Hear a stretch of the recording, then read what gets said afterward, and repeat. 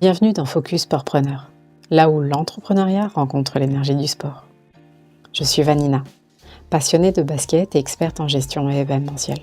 Ici, on parle de résilience, de discipline et de leadership, mais surtout de parcours inspirants et de stratégies concrètes pour structurer et développer ton activité.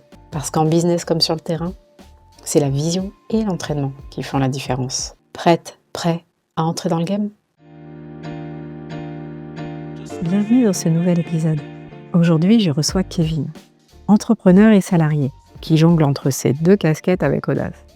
De la restauration à la musique, du basket à l'entrepreneuriat, il a toujours su transformer ses expériences en opportunités. Mais au-delà de son parcours, c'est surtout sa capacité à sortir de sa zone de confort et à se réinventer qui inspire.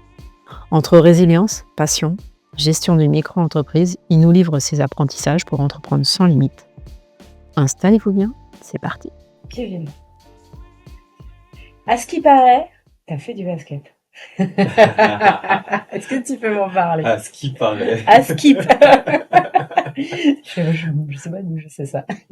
Moi, je sais. Raconte-moi, comment t'as commencé? C'est ça. Ah, comment j'ai... Alors, l'AS Basket, là, au collège. Ouais, le l'UNSS. Ouais, voilà, le truc... Dans le 20e, il me semble. Ouais, c'est ça. J'étais dans le 20e arrondissement. Et on avait fait un match dans Paris contre un autre collège. C'était le mercredi après-midi, je me rappelle.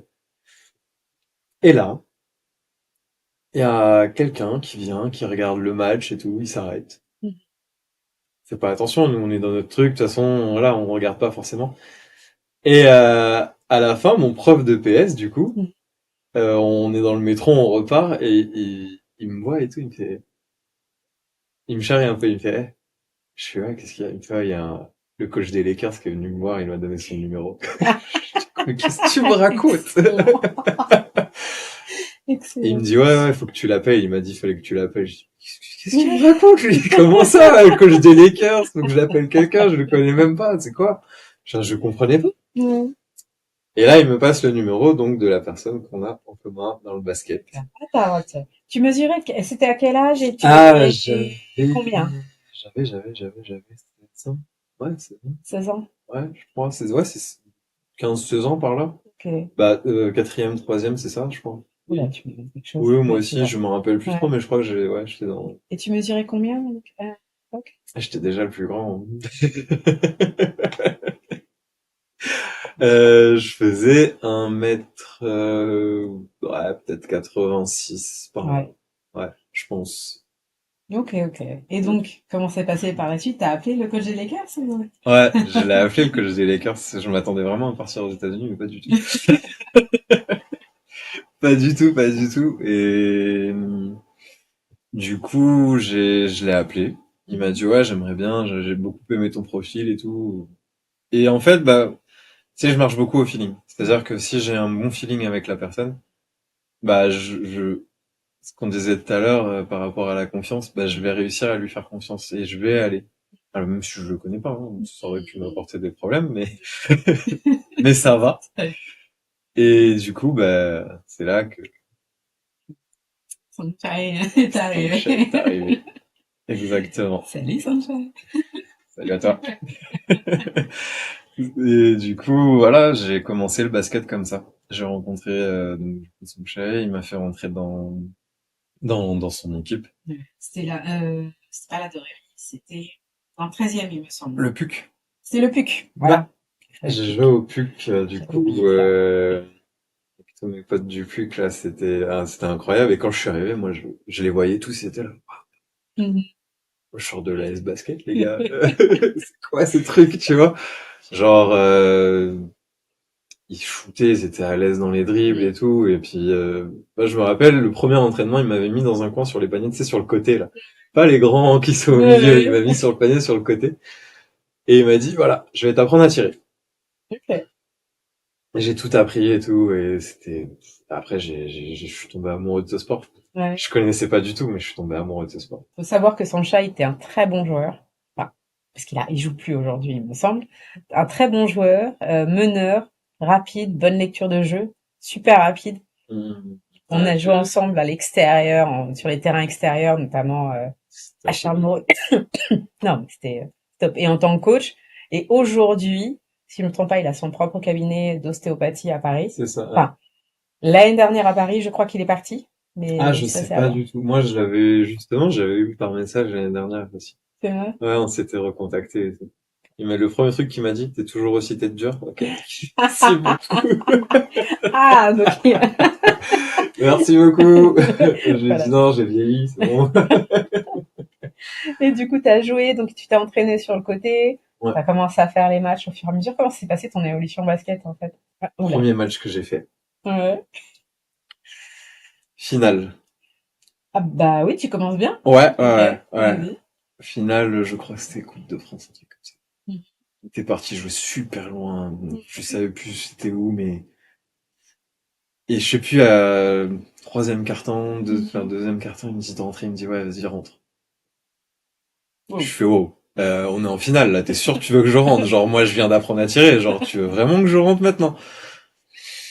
Et du coup, je vais sur le terrain, je suis perdu, enfin, entre guillemets, je suis perdu parce que, les tactiques qu'on a faites, c'est celles qu'on a répétées à l'entraînement.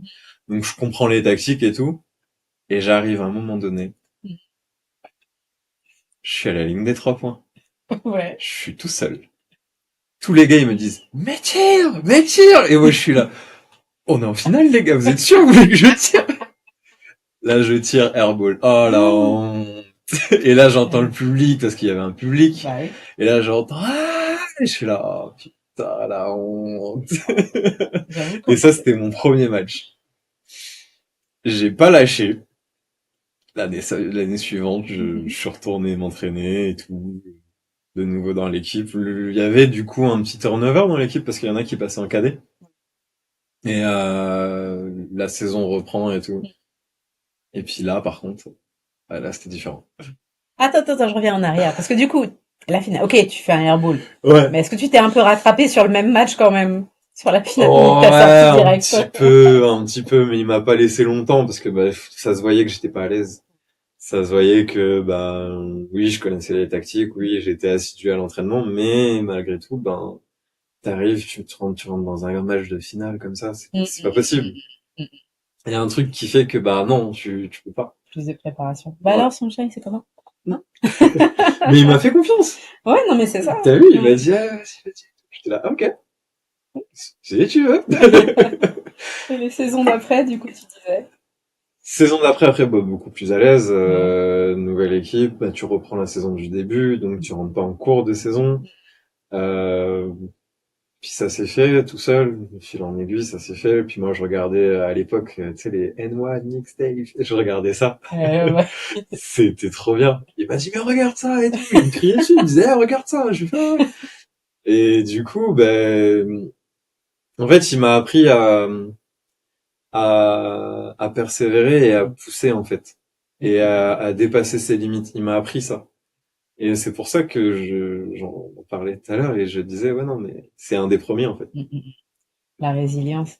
Là, chaque fois, on fait un double pas, on fait un tir, on le rate, mais en fait, on continue, on recommence pour améliorer, toujours améliorer, C'est ça. jusqu'à obtenir peut-être pas le plus parfait, mais au moins celui qui rentre déjà. Déjà. Le palier qui rentre, et on continue. Et après, tu perfectionnes, bien sûr. Ouais. Et du coup, t'as fait combien de saisons? Je me suis arrêté à ma deuxième année de cadet. Ok. Ouais. Je me suis arrêté là parce que, après les études et plein de choses. Donc, ouais, j'ai fait la première année de cadet. Ça s'était bien passé aussi. Et après, j'ai fait la deuxième année de cadet et j'ai perdu un peu mes repères, si tu veux. D'accord. C'est-à-dire que j'étais perdu entre les études, je savais plus trop où est-ce que je voulais aller, ce que je voulais faire, etc. Et d'un autre côté, son chat était parti, il était plus coach. Donc, c'est pas que j'aimais pas non plus l'autre coach, mais je m'y retrouvais pas. Avec Songjae, malgré ma taille, il me faisait jouer en tant qu'ailier. Voilà, un gars qui, c'est un peu la vedette de l'équipe, quoi, Ouais. l'ailier, tu vois, en dehors du meneur et tout. Ça dépend après, quand tu regardes, c'est le gars qui va aller percer, qui va prendre les shoots, des fois, s'il s'en sort bien, ça devient un peu la vedette, mais après, ça qui est bien avec le basket, c'est que peu importe le poste que tu as, tu peux briller. Mais par contre, là, j'aurais été dans un truc où, comme j'étais grand, ils voulaient me faire jouer à un poste que je déteste, c'est pivot. Et là, je prenais des coups. Et là, on me chahutait, on me poussait dans tous les sens, et j'ai dit non, non, non, non. Et du coup, j'ai arrêté à ce moment-là. Moi, je pense que même si t'es lié, savoir poster en fait en bas pour jouer en fait en Ouais. fonction du joueur que t'as en défense, Mm. c'est faisable. Mais les coachs là qui mettent les grands forcément à l'intérieur, je dis juste Victor Wembanyama, c'est tout. Voilà, petite dédicace. Mais est-ce que tu regrettes d'avoir arrêté le basket? Ou est-ce que Ouais. tu as voulu reprendre peut-être? Ouais, je regrette d'avoir arrêté, oui. Oui, par contre.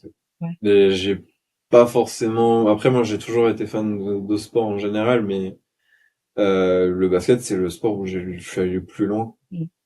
Et oui, je regrette d'avoir arrêté. Parce que, je sais pas si tu le sais d'ailleurs, mais à à ma deuxième année de minime, j'ai été sélectionné en équipe de France. Minime. Eh ben non, je savais pas. Ouais. Alors, dans les remplaçants, Mais mais j'ai été sélectionné dans le groupe. ok, J'étais pas parmi les titulaires. Et non, c'était même pas ma deuxième année, c'était ma première année de minime. d'accord. Ouais, le fameux airball et tout et tout. Ah oui. Comme quoi. Comme quoi, voilà. Et du coup, le jour de la sélection, je me rappelle, son chef, il était venu, je comprenais rien. Mm. Donc, j'ai rien compris ce jour-là. Et quand on a appelé mon nom, j'étais là. Je suis pris. Genre, vraiment, moi? Genre, moi, là. Et c'est pour ça que je regrette d'avoir arrêté. Mais, parce que oui, effectivement, j'avais quand même encore une fois, ce qu'on disait tout à l'heure par rapport à mes employeurs, etc., dans les CDI et tout. Bah, je voyais que j'avais un potentiel et les gens me l'ont dit que j'avais un potentiel. Sauf que après j'ai arrêté, il y a les études, il y a eu plein de choses et je regrette d'avoir arrêté réellement. Tout à l'heure, tu as dit euh, les savoir-faire et savoir-être qui t'ont aidé dans l'entrepreneuriat, la persévérance, la résilience, et qui est en lien avec le sport. Mhm. Est-ce que tu en vois d'autres? Qu'est-ce que le sport, pour toi, t'apporte ou t'a apporté dans ta vie entrepreneuriale?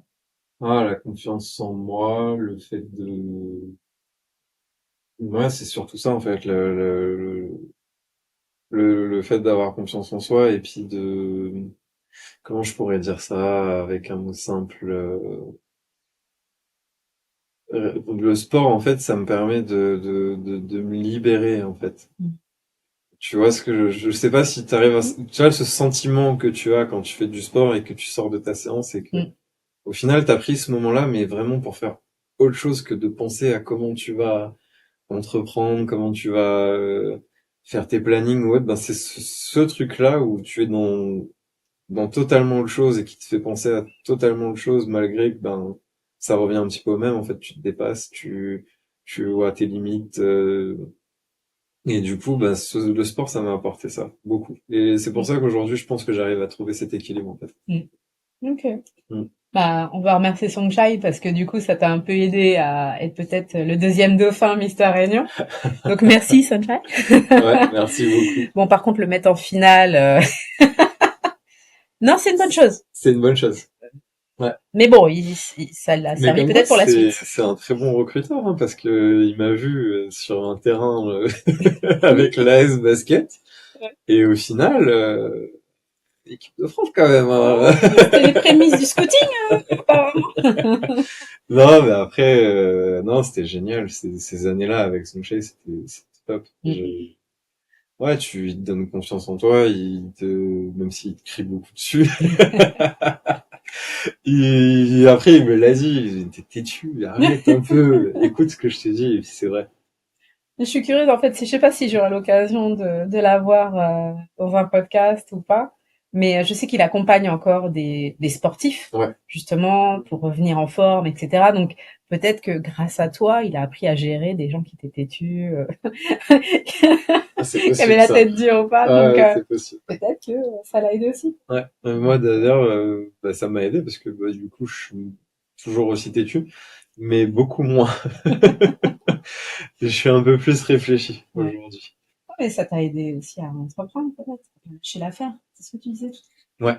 Donc, Ouais, le lâcher prise aussi, c'est important. Et puis oui, c'est vrai que ça m'a aidé à entreprendre et à comprendre que, non, il y a des moments, il faut... ouais. Mais comme l'anecdote que tu avais dit, tu as donné tout à l'heure, où tu as été faire ta micro-entreprise et finalement, bon, t'as pas lâché l'affaire, t'allais voir en fait C'est la ça. personne et finalement elle a fait pour Persévérer, ouais. toi. Bah, t'as persévéré. C'est ça. T'as persévéré, t'as été têtu, je pense, parce que pour faire ça, pour qu'elle le fasse, alors je sais pas si elle se reconnaîtra, mais punaise, c'est un petit peu à voir, Ouais, là, pour le j'avoue coup. que j'ai un côté aussi très persuasif. La vente, hein. J'arrive à convaincre les gens. J'essaye de trouver le lien avec la cuisine, là, pour le coup. Ah, J'essaye. il faut, c'est qu'une fois que ton plat il est fait, il faut le vendre, hein. J'avoue. La cuisine, ouais, faut savoir vendre les plats, les présenter, Ouais. tu vois, Le genre, service, c'est comme exactement. ça. Il y a ce petit côté-là où, ouais, ça reste de la vente aussi, la restauration. Et après, c'est la qualité du produit et de la production qui va faire que ça vend beaucoup. Mm.